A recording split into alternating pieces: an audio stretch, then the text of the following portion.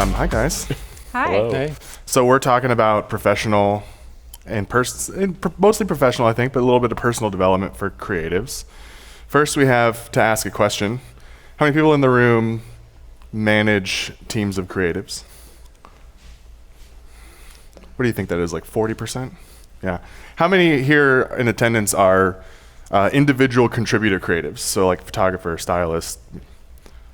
Yeah, cool. So we're going to talk to kind of both of those groups. But our discussion in advance of this panel was that, you know, those are two different things, right? And not everybody's path is the same, and not every IC wants to become a manager. And I think the first acknowledgement is that, right? That we have to consider that not everybody's development path is always going to look the same. Many people do want to move from IC into management, but that isn't always the case.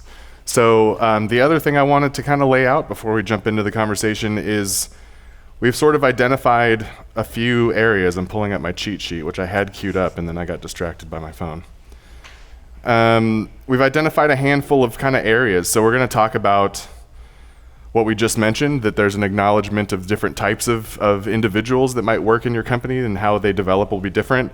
We look at creating space and opportunity for growth. And then a big part of growth is avoiding the opposite of growth, which is burnout. So we're going to spend a little bit of time talking about that as well. So I guess the first part of that is, do you guys want to talk about, let's talk about the nature of like the individual contributor for a minute and talk about that, because we spent some time in our pre-production discussing this as well, that not every IC wants to go into management, but there is sort of a leadership role that ICs play in a creative space, in particular in a studio, thinking about, you know, like a very collaborative environment with a photographer and stylist, digitech and assistants and all of that stuff. Even though many people on that set are considered individual contributors, they need to be empowered to make sure that their set is producing. So I think I'm gonna go to Alison first. What are your thoughts on sort of the role of the individual contributor in the studio and what sort of management teams can do to empower them to sort of lead in their niche a little bit without necessarily throwing management onto them? Sure. So I work for Vuori, so we have a small and growing in-house team.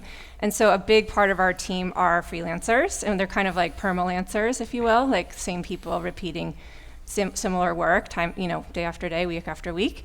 And so I've found that one of the biggest things that's worked well for us is just making them feel like part of the team. So like making sure that they see the style guides that we're creating, you know, that they're a part of feedback from management meetings, that they're, you know, part of the trainings that we do, and just making sure that they feel included, and then I think empowered to lead in their spaces.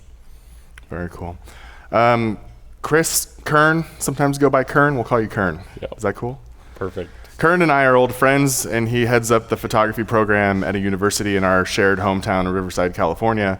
And one of the things I respect a lot about Kern's program is that it's not just simply a photography program, but it is a lot of preparing these students to work in potentially e-commerce studios and that kind of thing. You know, some people will go on to be portrait photographers and fine art photographers, and some of them will go on to be ICs and leadership in e-commerce studios. So, Kern, my question to you is, along those same lines, what types of things do you do to prepare your students for both? And I'm asking actually the question here, do you focus on preparing them for more of an IC role when they come into these studios, or do you cover anything about kind of moving into a management role once they land a job?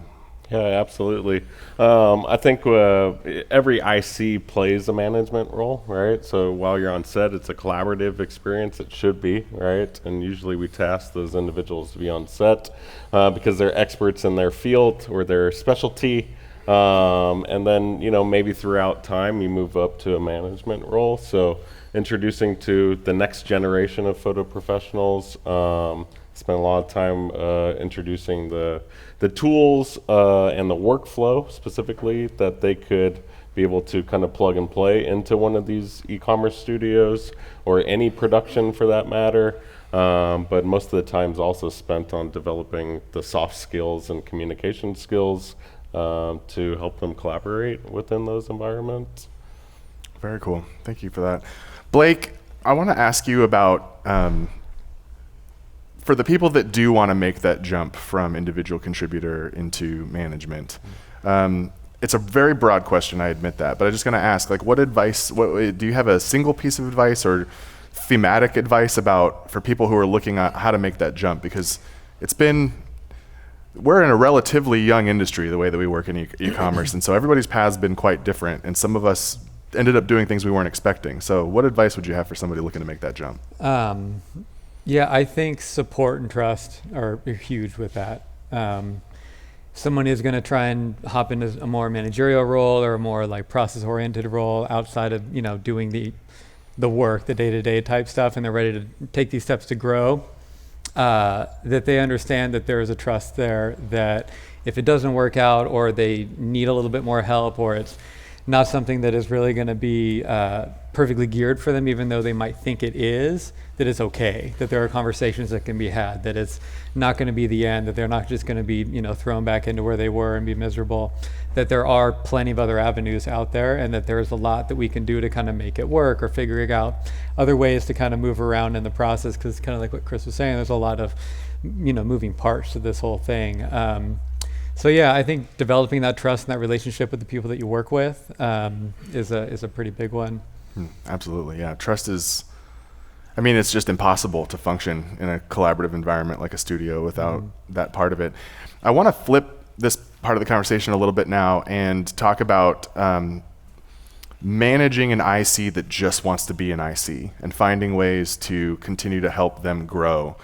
And maybe part of that is respecting whether or not they want to grow. But Alison, do you have anything that you can share on that you've maybe learned from managing teams about working with those ICs that are just interested in kind of being the best in their role and continuing to be an IC throughout their career? Yeah, I used to work for Newly, which is an Urban Outfitters brand, and we had my in-house photographer there didn't want to be a manager, that wasn't of interest, and he's incredibly talented. And so I tried to just give him space to do what he did enjoy, which was composition.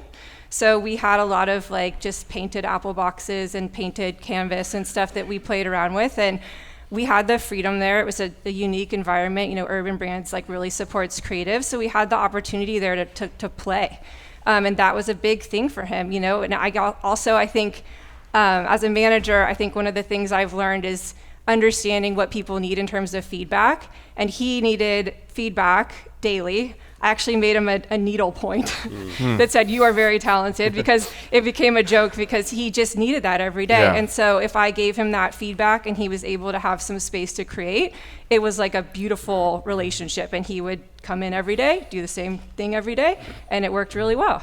I think that's a pretty critical part from a manager's perspective, whether you're looking for opportunities to develop a long-time IC or somebody who wants to move into management, is just learning the individualness of each of your team members and what it is that they need.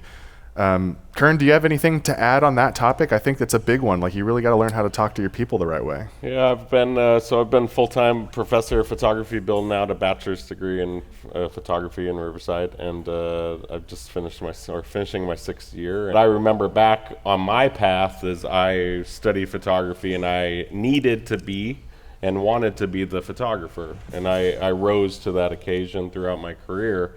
But I always looked down upon my peers that maybe were just a photo assistant for 20 years or a digitech for 20 years, and that's okay. I'm finally coming to terms with that's okay, right? So how do we empower them to be comfortable in those roles and support them with the facilities? And I think trust is a big thing, right? So I think you need to have, you need to find that energy, harmonious energy on set. And that's always the blessing of this industry. I feel for the most part, we get to choose who we work with on a daily basis. We don't always get to choose our clients, right? But we get to choose our crew for the most part, and that's something very special. We need to utilize their skill sets, but I think a lot of it comes down to personalities as well. So. Yeah, I think that's a big takeaway from what you were saying also, is that there are some patterns that we see: digitechs who would like to become photographers, stylists who would like to move into like creative and art direction, but that's not necessarily true of everybody. So we don't want to start painting with a broad brush, because that is the pattern that we start to see emerge. I had there's a very popular, extraordinarily popular podcast about our industry. I won't mention its name. But recently there was an episode with Scott McLean that's my podcast. That was a joke. You guys are supposed to laugh at that. I probably am way out of tune with how popular it is. Isn't there 100 episodes now? 101 episodes. Oh, 101, yeah. So in our 101st episode, Scott McLean from Arc'teryx talked about this idea of this path, and his path was really interesting. He's in a manager of operations role now, and came up as a stylist and spent some time actually in merchandising for a flash sale site. And so that's kind of how I wanted to segue into the idea of creating opportunity and space for that growth. And one of those things that I think is really interesting is spending some time in adjacent roles. It can be a really difficult thing to do, but almost every organization and studio I've worked for has always been at least vocally encouraging of making you not only maybe cross-functional in some of those roles, but at least having an understanding of the upstream and the downstream. So Blake, I'd love to know from you, has there been opportunities in your personal career or people that you've managed that they've had an opportunity to maybe work with web and e-com teams or work with product and merchandising teams, and how did that help them in their roles in the studio? I mean, I think that's pretty much mandatory as far as the way that I keep my operation going. Mostly just to keep expectations and speak the language of people that aren't part of photography, because I basically treat the company that I work for as a client almost every day, and I have to figure out ways to talk to people that don't speak the language of hue, saturation, lightness, darkness. They use many different terms for all of that stuff, and figuring out how to understand the words that they're using into a space that we understand and that we can work with. So yeah, I mean, we have to talk with design, merchandising to figure out, what kind of images that they're looking for. Why do they want it this way? In a way that is understandable, because it's, the vocabulary is very different across all the different departments. So talking with all the different departments and keeping a really good open mind with everybody, because everyone comes in with their different egos. They come in with their different backgrounds. They come in with a very different, place. Like, we're pretty lucky. Like you said, you choose your crew. We hang out with photo people. We're a certain type of person. People that are in clothing design are going to be a little different than the people that are in merchandising.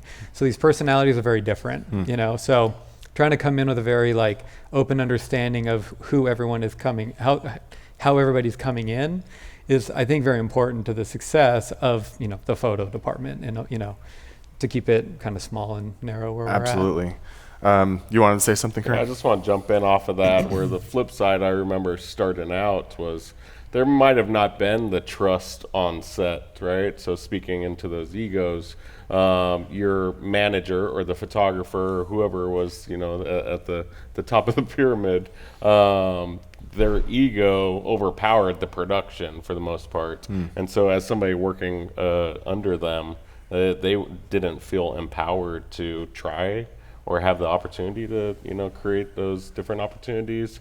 So I remember early on, I've always, that's where my work ethic, I think, comes from, was providing these opportunities for not only, my students now, but it's always been, trying, younger, up-and-coming hairstylists or makeup artists, on bigger jobs if they've proved themselves, or it could be anybody on set. So I think maybe that was part of the old guard, but I hope we're moving into this more collaborative, cross-discipline space where we could kind of set.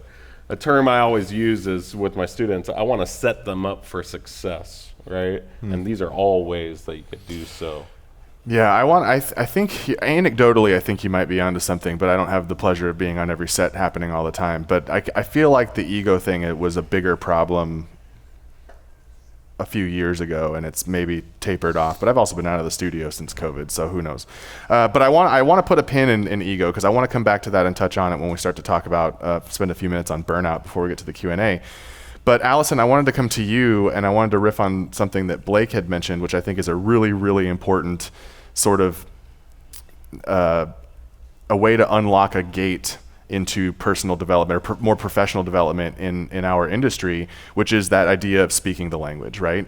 It happens all the time where an operations manager from a fulfillment center gets tapped to lead a studio, and those are two very different languages that they speak, right?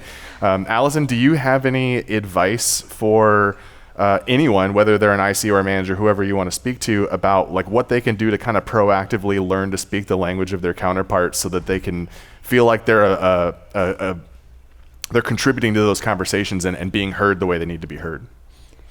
It's a good question. I feel like I even don't always know the right language. Like my background is I'm not a trained photographer. You know, I've came from more of the design space. And worked my way into it. And I'd say, so I'll speak for myself, and that's just like be humble and don't pretend like you know, because if you don't know or you're making assumptions, it's probably going to get you to a worse off place. Ask, have the conversations. I think that's one thing. I'll use Vuori as an example. We're going through just an insane amount of growth, and with that comes a lot of processes and maybe things you hadn't anticipated, right? So figuring out who you need to talk to that's like your counterpart on the dev team or the web team or the retail team or whatever team it may be, and just be like, hey, heads up, like we're changing this process over here. Is that going to affect you guys? Like ask the question. And then I think when you proactively do that, it'll likely be reciprocated. I want to pivot now and talk about more on the creative development side. And we spent a lot of time in our sort of pre-panel meeting talking about, and admittedly they're in pretty idealistic terms, but at the end of the day, we are working with teams of photographers and stylists and other creatives who need space to create in order to learn and grow. And I'm a big advocate of, you can learn a lot from shooting something like spark plugs over and over again. It's very boring, but you can learn a lot over a long period of time. But I think it's really valuable that we create space for maybe non-work creativity. And we'll go to Blake. I'm interested to know, is this something that you've done for your teams or you had done for you earlier in your career where you had some space to work on something that was more creative than maybe your day-to-day? Yeah, that's in a roundabout answer. Yeah, I think there are things that happened throughout my career that I didn't see the value in at the time that panned out and played out bigger than I had expected. One example is, like Chris, I, graduated photo school. I was ready to be the next, Mark Seliger or whatever. Like I was ready to go and, shoot covers of everything, And I ended up assisting a lot, teching a lot, retouching a lot, shooting a little bit, But and all of this stuff that kind of came through, kind of like Max was saying in the last one, that, your sort of personal style, your brand will happen. If you do the work, it will happen. And I think what ended up happening is that whether I liked it or not, I was kind of moving in a path of what was making me happy and what was going to actually fulfill me in a way. I mean, if I was expected to be shooting covers of Vogue right now, I would probably lose my mind just because that's not naturally what is in my brain. And that's not naturally how I'm supposed to be running an entire, team to actually get that happening. So I think by doing the work and moving through it, I think the other answer to that was, at that time when I was assisting, I was working with all fashion people and all portrait people and all advertising people because that's what I wanted to do. I think that's sort of how I, saw my career going. So it was natural to work with those people. I got a call from a friend who had a still life guy. Still life photographer, needed an assistant. I'm like, dude, I don't shoot still life. I've never shot still life. It's not for me, but I was like, sure, why not? A couple bucks is good. I went in, I worked with this guy for years and he was amazing, great, really good photographer, but also he taught me so much more outside of just, my sort of vision of photography. I learned about obviously reflections and the whole still life world, which all translated into everything else. So now when I'm on set dealing with fashion shooters or whoever I'm working with at the time, I look at it completely different. I light things a little bit differently because I have that weird background that I didn't really expect to get from working with a still life guy. So open-mindedness. Open-mindedness to a project that maybe doesn't seem that interesting to you. And it can all bring benefits to different parts of the industry. Very cool.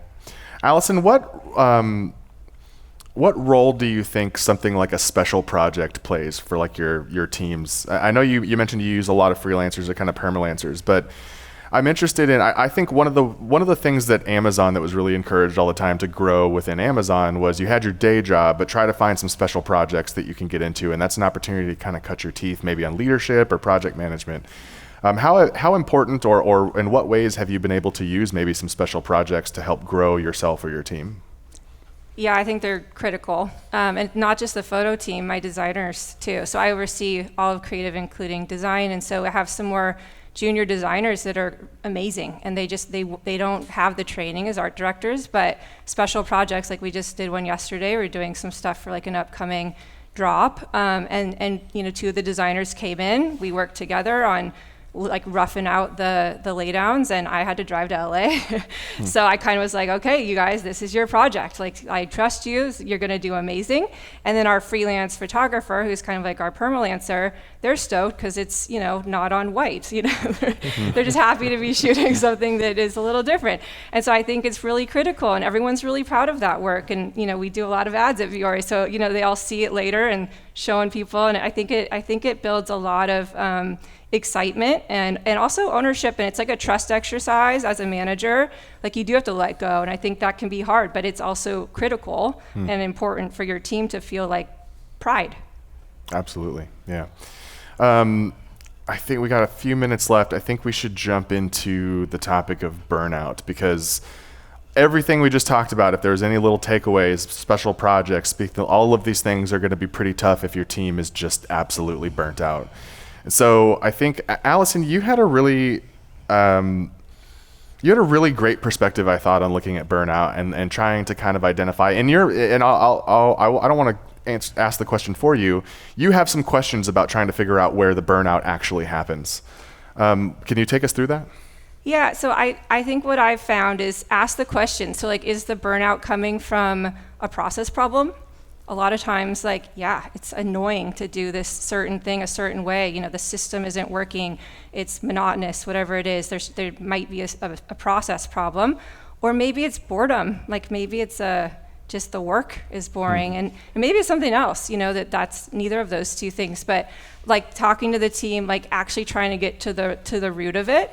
And then I feel like it's always my job as a manager, like, I need to do the work to like have the conversation to get the budget, get the software onboarded, you know, be like, hey, it's not working for us to have hard drives anymore, or whatever the conversation might be. That's my job. And me doing that work is then gonna make my life easier because my team's gonna be happier. So it's just getting kind of to the root. What is the root problem? Absolutely. Kern, as a college instructor, I imagine you've dealt with your fair share of burnout amongst your students and whatnot. How vigilant are you in trying to pay attention to what's going on with your students? And I'm looking for advice for some managers here to try to identify team members who maybe are starting to feel that burnout but aren't willing to raise the flag yet and let you know that something's going on. Do you have any advice on that? We're all people, right? So I think anything we could do to make that human connection with one another is very important. And asking those questions, then you could take it back to your office and devise a plan or find the interested parties to help support those tools maybe, or time. But really just being in tune or in sync as much as you can with the people that you collaborate with, or the people that report to you, or the people, no, not necessarily that you report to, but I think just being in tune and in sync and trying to build that trust. Trust goes 2 ways, right? So, yeah, burnout is a thing, right, for all of us. So how can we collaborate with one another to kind of ease some of that workload maybe, or to come up with solutions to provide tools to solve problems. But then I also think, really leading into this, how do we support each other to stay curious and to be creative? And I think that plays into not only allowing the time, but one of the greatest things I've always felt about this community is it's a community. And what I tell my students all the time is utilize your resources. So your resources we think of as things, but most often it's each other, But then it's also, studio spaces and gear. And, I know any relationship that you build, you could borrow cameras and lights and studios, and you might have to do it in the middle of the night or the weekend or what have you. But I think that's a great offer that maybe as a manager you can make to your ICs. I remember 20 years ago being in San Francisco, and Macy's was in town at that time, and all those Macy's photographers had keys to the studios, and they would test every weekend, and their portfolios were amazing. Their stuff during the week was boring, but but they didn't ever show that. It was cataloged at that time, right? I think that it's not always something that's viable at every studio or at every organization. But I think realizing that you've got a lot of equipment, and this speaks to, and I know we're over time. I'm sorry. I'm just going to get this thought out. We'll go to Q&A. We have a big part of this is access. A big part of this is opportunity. You have in your studios the cameras that maybe some of the junior people on your team can't afford or don't have.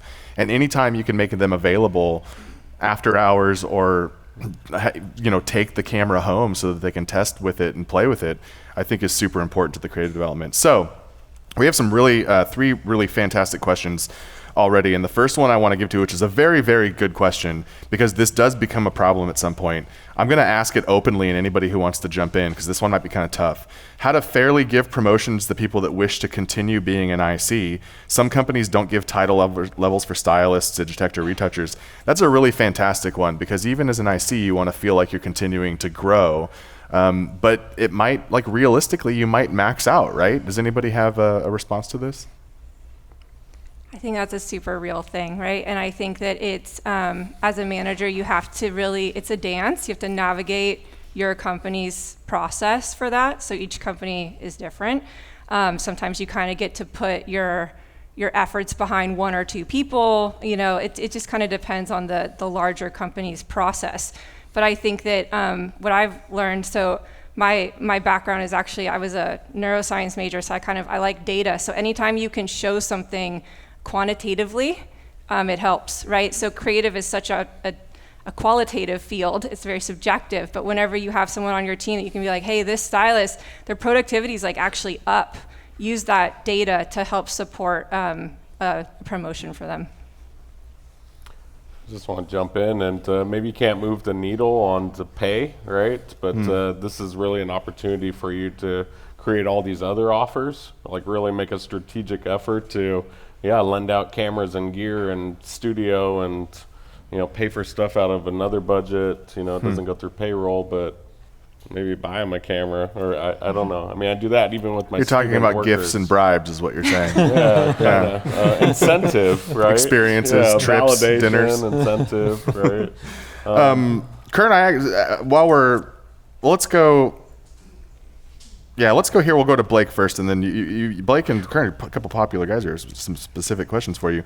Blake, how do you feel regarding UGC or user-generated content photography to promote a brand? How did social media paid ads change your workflow? We actually talked about social media ads for Aloe. We had our that's a tough one. That's a.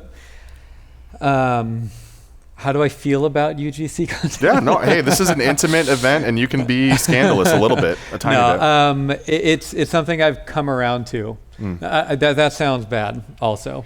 It's something that I've come to accept as part of our industry. It's part of our industry whether we like it or not.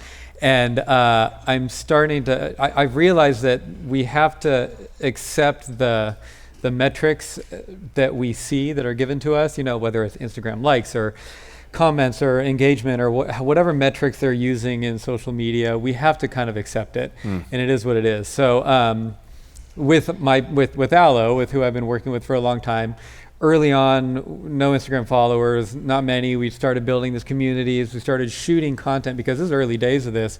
People are shooting, they're still taking pictures of their food for Instagram at the time. Doing their own user-generated content, which wasn't great. It was a little, it was pretty rough. It looked very real. It looked like someone that's not a photographer with the phone taking pictures of themselves wearing their clothes, which, 7 years ago just looked relatively amateur to a professional commercial photographer's eye. So, we tried to combat that, whether it was creatives, whether it was me, whether it was other people within the creative industry. No, we're going to shoot it like beautiful fashion. We're going to use our long lenses. We're going to use beautiful light. We're going to fill it. We're going to make it look really, really nice. That stuff does not perform on social, that we've all learned the past few years.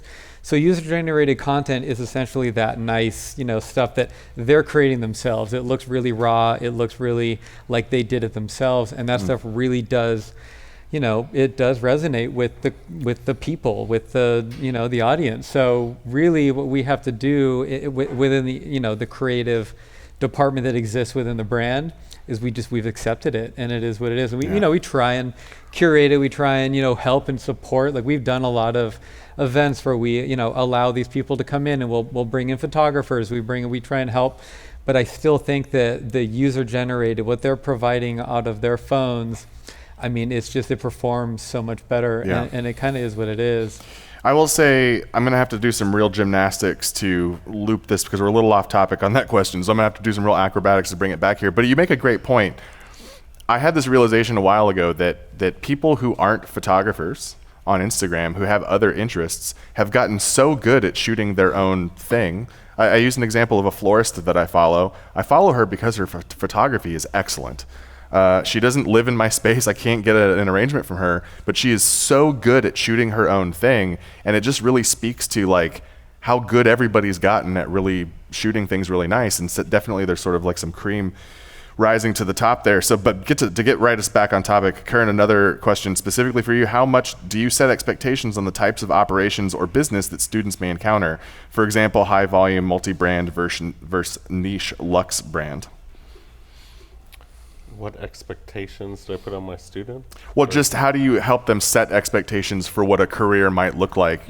It's one thing to go to art school and think you're going to be doing all like advertising photography for Kylie Cosmetics, right? But you could also possibly end up shooting spark plugs all day like I did for several years. Yeah, so I mean, something that I definitely speak into is, I'm helping develop critical thinkers and creatives, and really I want to give them skills to be able to utilize for the rest of their lives, whether they're in this industry or not.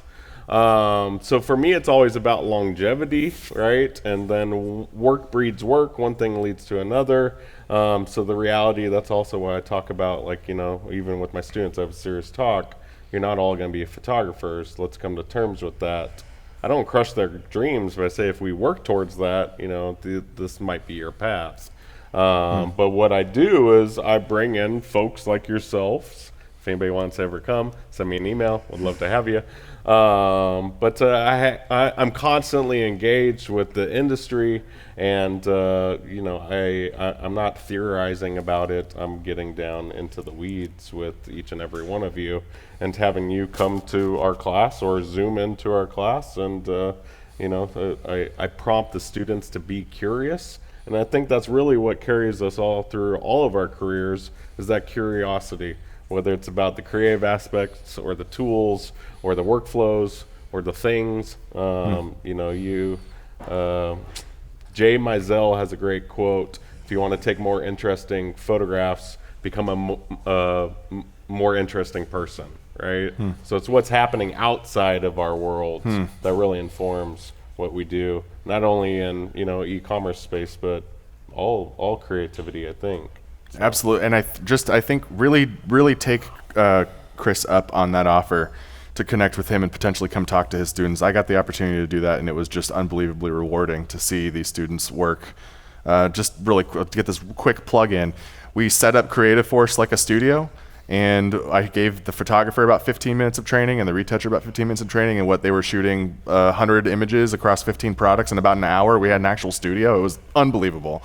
Great students, and that's a little bit of a Creative Force plug. Sorry about that. We have a comment and then a couple of questions that I think we can get all in one. So I'll read the comment first. C team members can be reluctant to admit to burnout. It feels like failing. If they mention it, assume the issue is worse than you think it is. And I think that's a great point, because I think by the time most people are talking about feeling burned out, it's very late in the game. So there's a couple of things here. We'll go to Alison on this. How do you handle your own burnout in a leadership role?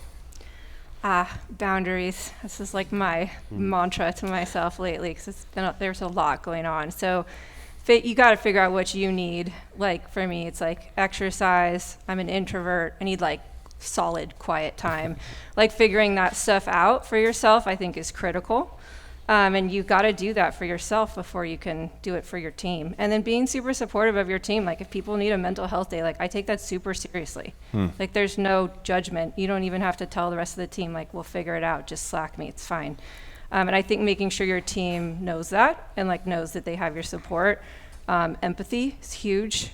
I think recognition also is huge. Just making sure people feel valued and that they can then, when they feel valued, I think it's easier to kind of have that boost of like needing to do more work. And I think also just clearly communicating like, hey, the next, like this onboarding period, for example, it's gonna be a lot. Like, let's approach it with like a spirit of adventure. It's not gonna be perfect. That's okay. We're gonna mess up a few times. I'm not mad about that. We have realistic expectations. And then like, we're just gonna figure it out together. Like maybe that's helpful to ease some of the burnout. And then just like being honest about it. I think that we talk about it a lot at Vuori, you know, with the growth that we're in. My manager, I'm really fortunate, is pretty understanding. So, I don't know, hopefully it's becoming more of like a less taboo topic. Look, I've also worked for other brands, like big brands in Ohio, that's not the case there, you know, and it was seen as a weakness, and that's still a real thing at some other places. Everybody's Googling big brands in Ohio right now, trying to figure out who you're talking about. We have a question that is just skyrocketing to the top of the list, and it is a very, very good question that I think probably almost everybody in the room has experienced. How do you remain honest and transparent with your teams if the leadership or culture at your brand is turbulent and or negative? Boy, I think many of us in the room have felt like we had to be that sort of lighthouse in the midst of some pretty bad things happening in our companies. Blake, any insight on this?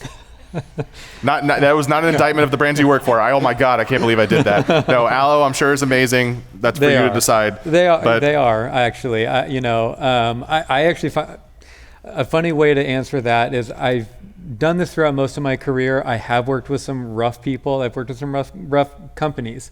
One thing that I've learned over the past probably 15 or so years is to align myself with people and companies that align with my values and that I feel are fair. And, you know, I mean, look, it's still, it's still commerce. It's still difficult. It's still an interesting industry to work in, and it is relatively cutthroat. And there are sleepless nights, and there's a lot of work involved.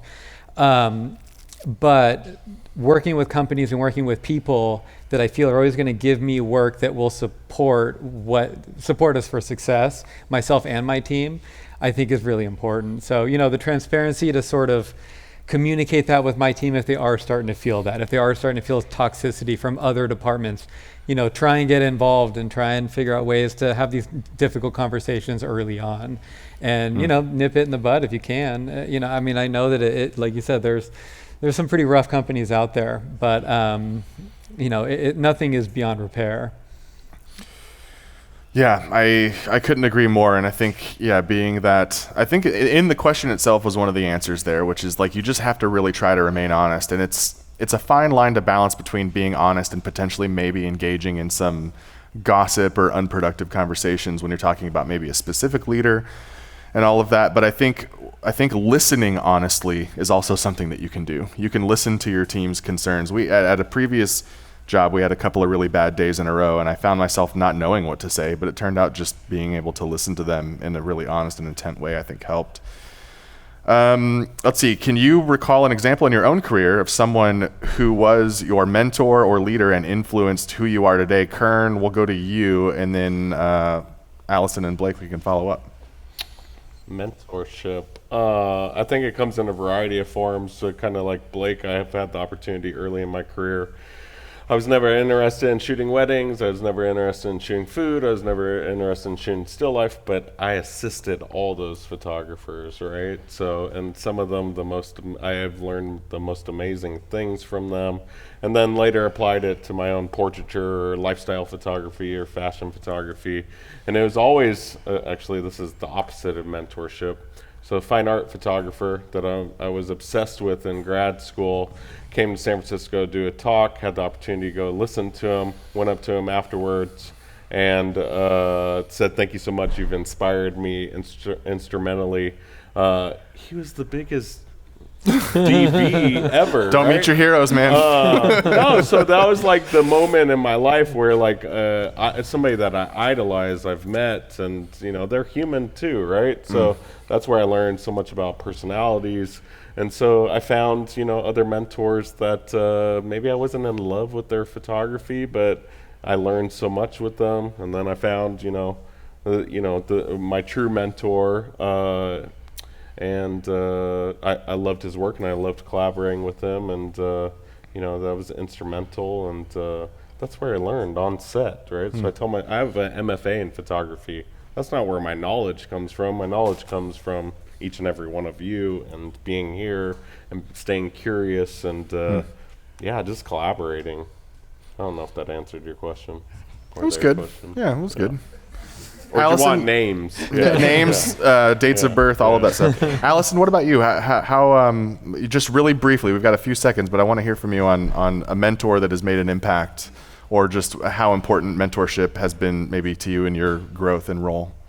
Yeah, I mean, critical. My first boss in retail, I worked for Express. That's not the bad company. I'll just put that out there. It was a great experience, but I had no idea what I was doing. I was literally a graphic designer for a cupcake store. Thrown into the world of retail. I was like, what are seasons? What are samples? Like, no clue what was happening. But I just worked really hard, kind of observed, did what I was asked of, and then next thing I knew, I was being invited to come. I was the person on set that would throw the photographer's image into layout. And so I got to be on set, and I got to work with Peter Lindbergh, and it was this incredible experience of, I was exposed to so much because I had this trust with my manager, and I ended up, getting promoted and working my way up that way. And it was absolutely, I would not be here if it wasn't for Janeth. Very nice. Thank you so much. That's all the time we have. Thank you guys for coming on the panel and having this conversation, and thank you for your great questions, audience. Thank you.